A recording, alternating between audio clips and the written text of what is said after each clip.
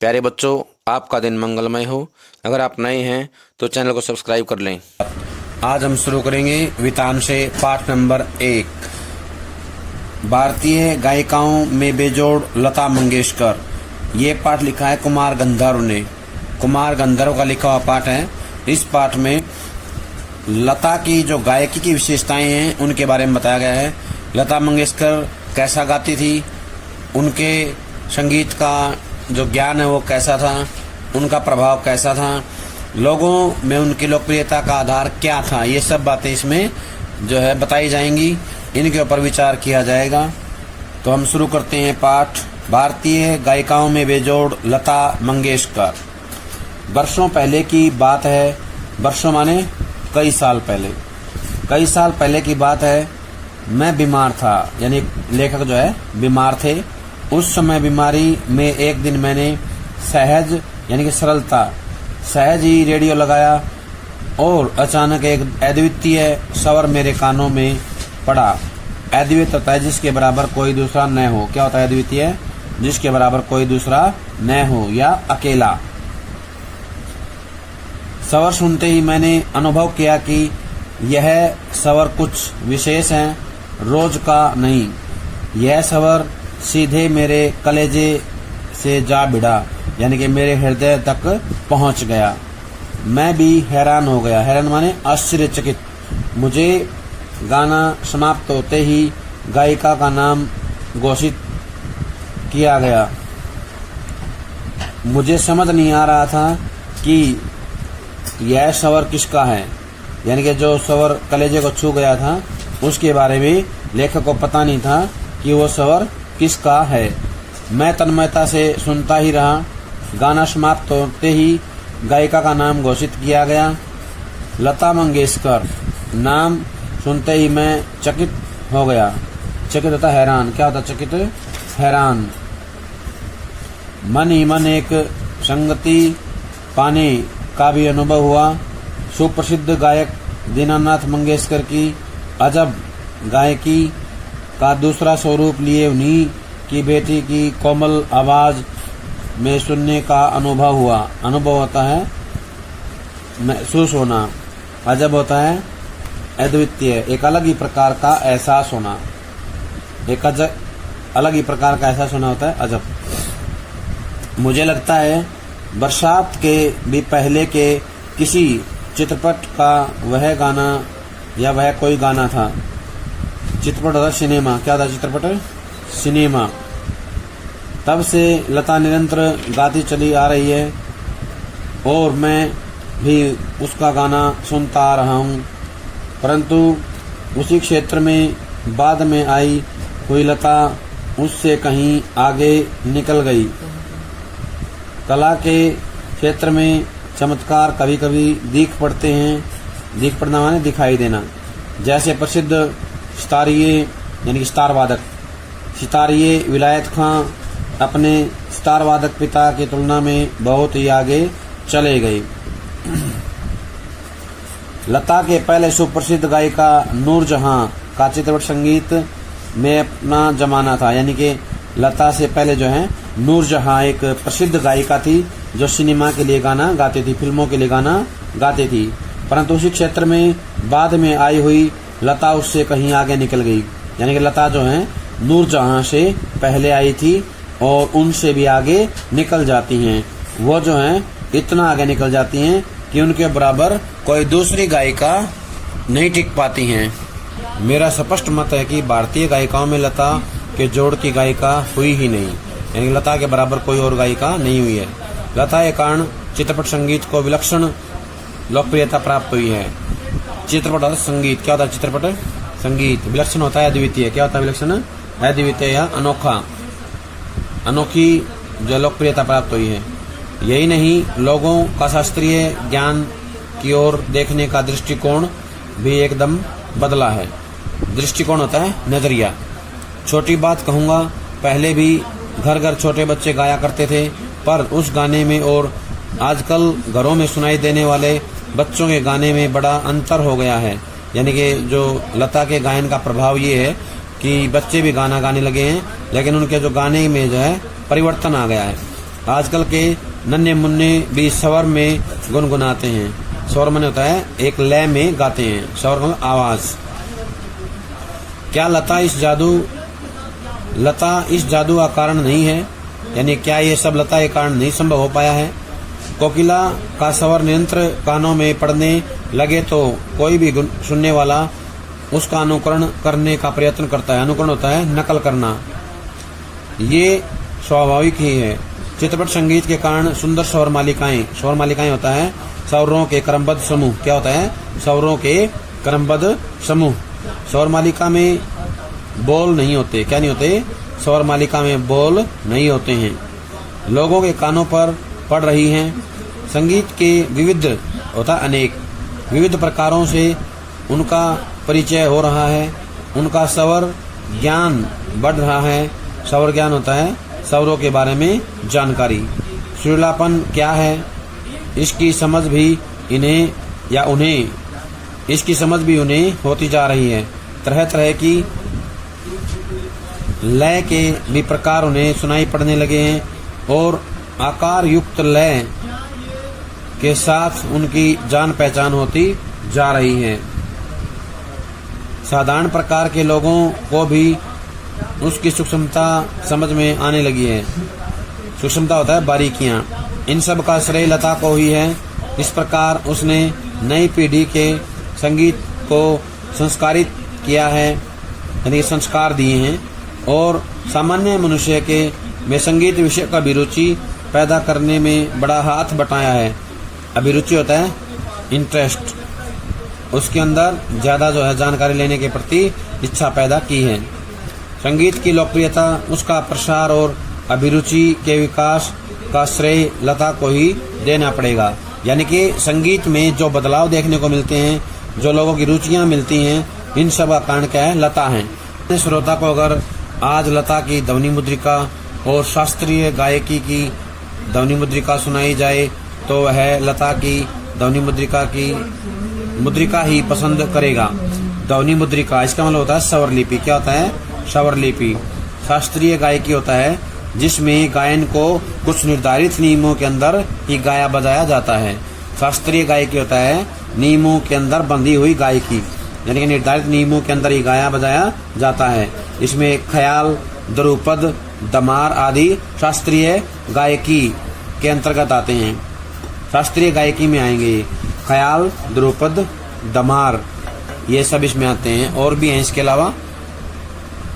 गाना कौन से राग में गाया गया है और ताल कौन सा था, यह शास्त्रीय ब्यौरा इस आदमी को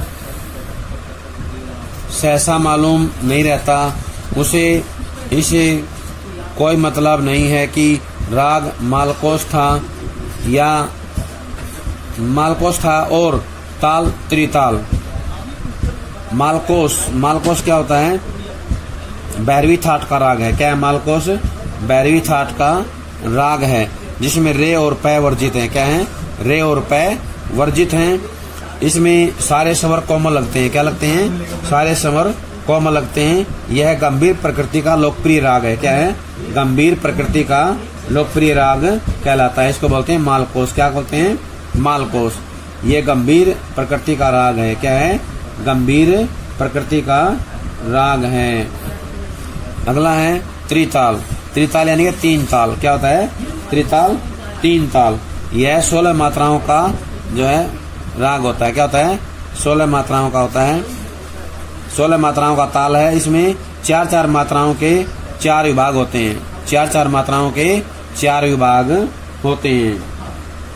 यह 16 मात्राओं का ताल है। इसमें 4-4 मात्राओं के 4 विभाग होते हैं। उसे तो चाहिए वह मिठास जो उसे मस्त कर दे, उसका वह अनुभव कर सके, यानी कि महसूस कर सके, और यह स्वाभाविक ही है।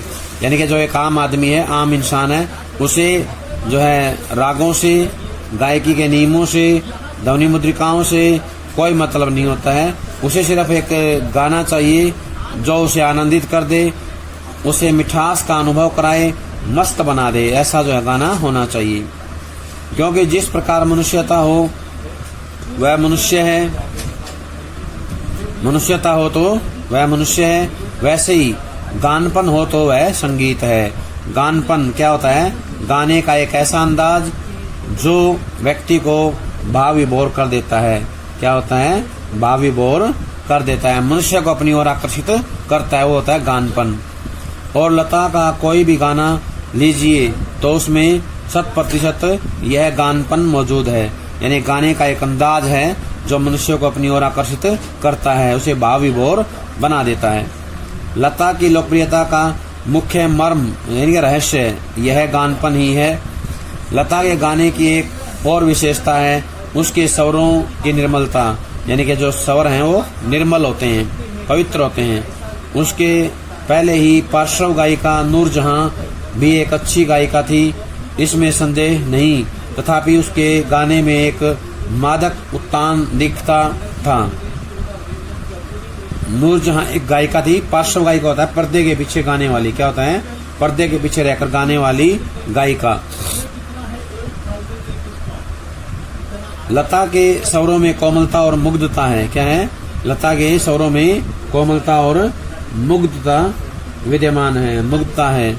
ऐसा दिखता है कि लता का जीवन की ओर देखने का जो दृष्टिकोण है, दृष्टिकोण होता है नजरिया। क्या होता है दृष्टिकोण? नजरिया। नजरिया है वही उसके गायन की निर्मलता में झलक रहा है। हाँ, संगीत दिग्दर्शकों ने उसके स्वर की इस निर्मलता का जितना उपयोग कर लेना चाहिए था उतना नहीं किया। दिग्दर्शक होता है निर्देशक। क्या होता है? निर्देशक। दिग्दर्शक को बोलते हैं निर्देशक। मैं स्वयं संगीत दिग्दर्शक होता तो लता को बहुत जटिल काम देता, यानी कि बहुत मुश्किल काम देता, ऐसा कहे बिना रहा नहीं जाता। लता के गाने की एक और विशेषता है उसका नादमय उच्चारण। नादमय क्या होता है? ऊंची आवाज में गाना। क्या होता है? ऊंची आवाज में गाना या गूंज भरा उच्चारण। क्या होता है नादमय? गूंज भरा उच्चारण। गूंज भरे उच्चारण को नादमय कहते हैं। क्या कहते हैं? गूंज भरा उच्चारण। उसके संगीत के किन्हीं दो शब्दों का अंतर स्वरों के आलाप द्वारा बड़ी सुंदरता से भरा रहता है, या बड़ी सुंदर रीति से भरा रहता है, और ऐसा प्रतीत होता है कि वे दोनों शब्द विलीन होते होते एक दूसरे में मिल जाते हैं। विलीन का होता है लुप्त हो जाना, अदृश्य हो जाना। क्या हो जाना? अदृश्य हो जाना। मिल जाते हैं। कहने का आशय है कि जो लता है वो इतनी सुंदरता से गाती है कि आलाप के द्वारा एक शब्द से दूसरे के बीच के जो खाली स्थान है या जो जगह होती है उसको भर देती हैं, उसको पूरा बड़ी सुंदरता से कर देती हैं। ये उनकी एक खास विशेषता है। इस पैरे में जो है लता के जो गानपन है या उनकी जो गायकी है उसकी विशेषताओं का वर्णन किया गया है। ये अभ्यास के पहले प्रश्न में आता है, लता की गायकी की विशेषताएं बताइए, तो बताना है। ये सारी बातें इसमें आती हैं। यह बात पैदा करना बड़ा कठिन है, परंतु लता के साथ यह बात अत्यंत सहज और स्वाभाविक ही बैठी है। ऐसा माना जाता है कि लता के गाने में करुण रस विशेष प्रभावशाली रीति से व्यक्त होता है। व्यक्त माने होता है सामने आता है, प्रकाश में आता है। पर मुझे खुद यह बात नहीं पटती, यानी समझ में नहीं आती है। मेरा अपना मत है कि लता ने करुण रस के साथ उतना न्याय नहीं किया है। बजाय इसके मुग्ध श्रृंगार की अभिव्यक्ति करने वाले मध्य या द्रुत लय। मध्य या द्रुत लय का मतलब होता है 3 प्रकार की लय बताई गई है। क्या बताई गई है? द्रुत लय, मध्य लय का मतलब 3 प्रकार की लय बताई गई हैं। विलंबित लय यानी कि धीमी, विलंबित लय, मध्य लय यानी कि बीच की, द्रुत लय तेज लय। मध्य से दुगुनी और विलंबित लय से चौगुनी तेज लय द्रुत लय कहलाती है। क्या कहलाती है? द्रुत लय। द्रुत लय क्या होती है? मध्य लय से दुगुनी और विलंबित लय से चौगुनी लय द्रुत लय कहलाती है। 4 गुना जो होती है वो क्या कहलाती है? द्रुत लय। क्या कहलाती है? द्रुत लय। लता ने बड़ी उत्कटता से गाए हैं। मेरी दृष्टि से उनके गायन में एक और कमी है, तथापि यह कहना कठिन होगा कि इसमें लता का दोष कितना है। और संगीत दिग्दर्शकों का दोष कितना है। दिग्दर्शक होता है संगीत के जानकार निर्देशक। लता का गाना सामान्यतः ऊंची पट्टी होता है ऊंची आवाज में गाना। तासप्तक के जो ऊंचे स्वर होते हैं, ऊंचे स्वरों का प्रयोग किया जाना क्या कहलाता है, ऊंची पट्टी। क्या कहलाता है, ऊंची पट्टी। ऊंचे स्वरों का उच्चारण करना या ऊंचे स्वरों के साथ जो है गाना, वो कहलाता है ऊंची पट्टी। ऊंची पट्टी में रहता है गाने में संगीत दिग्दर्शक उसे अधिकाधिक ऊंची पट्टी में गवाते हैं, यानी कि ऊंची आवाज में गवाते हैं और उसे अकारण ही चिल्वाते हैं, यानी कि उससे ज्यादा ऊंची स्वरों का प्रयोग करवाया जाता है। ये गलत है। एक प्रश्न उपस्थित किया जाता है कि शास्त्रीय संगीत में लता का स्थान कौन सा है। मेरे मत से यह प्रश्न खुद ही प्रयोजनहीन है। प्रयोजनहीन होता है उद्देश्यहीन, जिसका कोई मतलब नहीं है। उसका कारण यह है कि शास्त्रीय संगीत और चित्रपट संगीत में तुलना हो ही नहीं सकती, यानी कि दोनों में तुलना नहीं की जा सकती। चित्रपट संगीत अलग होता है, शास्त्रीय संगीत अलग होता है, दोनों अलग अलग हैं। जहाँ गंभीरता शास्त्रीय संगीत का स्थायी भाव है, वहीं जल्दलय होता है द्रुतलय। क्या होता है, जल्दलय द्रुतलय। और चपलता चित्रपट संगीत का मुख्य गुणधर्म है। चित्रपट संगीत का ताल प्राथमिक अवस्था का ताल होता है, जबकि शास्त्रीय संगीत में ताल अपने परिष्कृत रूप में पाया जाता है। परिष्कृत होता है शुद्ध रूप में। चित्रपट संगीत में आधे तालों का उपयोग किया जाता है। उसकी लयकारी बिल्कुल अलग होती है, आसान होती है। यहाँ गीत और आघात को ज्यादा महत्व दिया जाता है। सुलभता और लोच को अग्र स्थान दिया जाता है।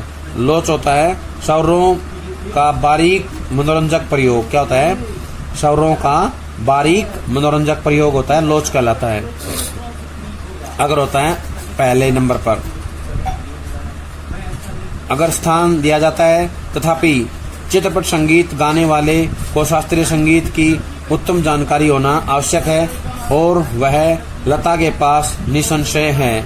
3-3.5 मिनट में गाए हुए चित्रपट के किसी गाने और एकाध खानदानी शास्त्रीय गायक की 3-3.5 घंटे की महफिल, इन दोनों का कलात्मक और आनंदात्मक मूल्य एक ही है, ऐसा मैं मानता हूँ। कहने का आशय है कि मैं ये मानता हूँ कि जो 3-3.5 मिनट में गाए हुए चित्रपट के किसी गाने में जो आनंद है, जो मनोरंजन होता है, वही जो है खानदानी शास्त्रीय गायक की 3-3.5 घंटे की महफिल में जो आनंद मिलता है, दोनों बराबर होते हैं। इन दोनों का कलात्मक और आनंदात्मक मूल्य एक ही है, ये जो है कहना चाहते हैं, ये बताना चाहते हैं। और ये अभ्यास का एक प्रश्न भी आएगा, चित्रपट संगीत और शास्त्रीय संगीत में क्या अंतर है, तो इसका उत्तर यहीं से पूरा होगा। सभी इसको ध्यान से अच्छे सुनेंगे। प्यारे बच्चों सभी का बहुत बहुत धन्यवाद। ये था हमारा पहला पाठ, भारतीय गायिकाओं में बेजोड़ लता मंगेशकर का पहला